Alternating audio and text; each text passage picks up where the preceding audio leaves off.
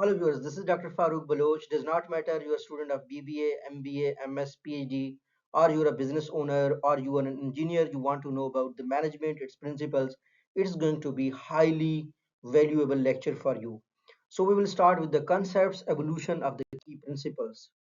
What are the principles of management and what how we can define it? Basically, principles of management are fundamental guidelines that help managers make decisions, coordinate activities, and achieve organizational goals efficiently. In our last lecture we said that management is about four things. First was planning, then organizing, leading, and controlling.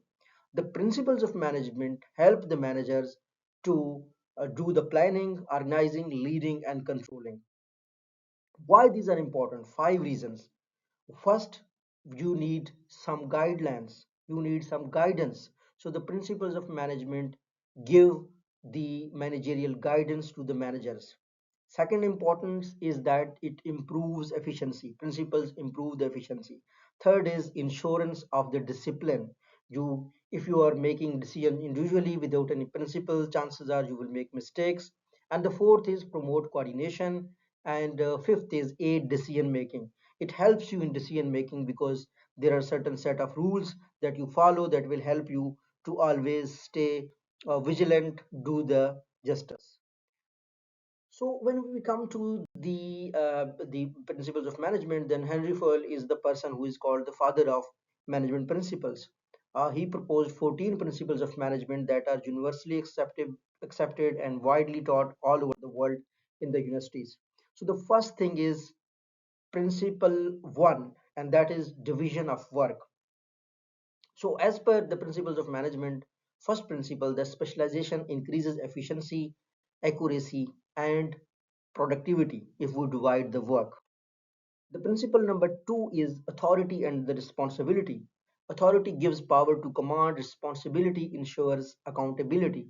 So the second principle is that you need to give the authority and responsibility to someone so that he execute his power, and then you need to also ensure that he is responsible so that he can be accountable. So this is the reason that globally you can operate any company.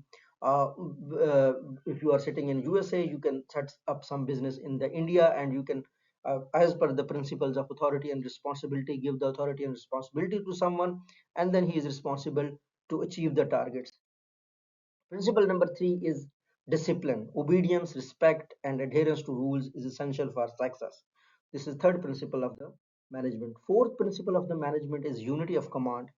Each employee should receive orders from one superior, so that there should be a clarity to the employee. The fifth principle is the unity of direction. One plan and one head of activities with the same objective is compulsory to achieve the organizational goals. Sixth principle is subordination of individual interest. Organizational interest must prevail over personal interest. There should not be any conflict of interest. Organizational interest should be the top priority of all the employees. And the principles number seven is remuneration. Fair wages motivate employees and improve performance. You need to give the fair wage to the employees. Principle number eight is centralization and decentralization. Proper balance between centralization authority and decentralization is required as per principle number eight. Principle number nine is scalar chain. Clear line of authority from top to bottom. There should not be any confusion. Everybody should be clear to whom they are reporting. Principle number 10 is order. Right person at right place, right material at the right place. Things must be in the order. That is basically organizing of the resources. Principle number 11 is about equity. Managers should treat employees with the fairness and the kindness. And principle number 12 is the stability of the tenure, that low employee turnover improve efficiency and morale. Employees must spend more time with your organization so that they get trained and they give you more results, better results. Principle 13 is initiative. Encourage initiatives, boost creativity and innovation. So let employees make the initiatives. And the principle number 14, which is that team spirit builds the unity and harmony in the organization. Organization must work as a team. So these are 14 principles of the management. So if we see the principles of management in practice, they're in practice everywhere: business organizations, universities, hospitals, and government departments. Modern relevance of Henry Ford principle is that adaptable to digital era. Even in the AI age, people can use useful in AI-driven management, foundation of modern management and theories. Common misuse of management principle. Some people use them kind of in wrong way, because we could see that there is the principle that you must appreciate the initiative. There is the principle that you must, the top management must have the authority, but it is also responsible. So sometimes people misuse these, but generally speaking, if used properly, uh, they are beneficial and acceptable everywhere, even in the age of AI. So people misuse through over centralization, ignoring human element, rigid application. So key takeaways is that principles guide managers. They are flexible, not rigid, still relevant globally. So students can discuss this in the class. Or Foyle's principles still relevant today? Can principle differ across cultures?